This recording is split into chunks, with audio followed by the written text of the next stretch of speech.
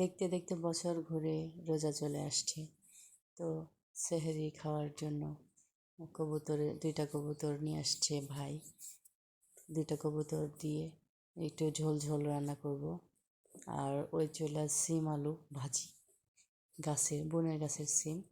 তো এই তো কবুতর দুটো দেখেছেন কত সুন্দর টকে। আর এদিকে সিম আলু ভাজি।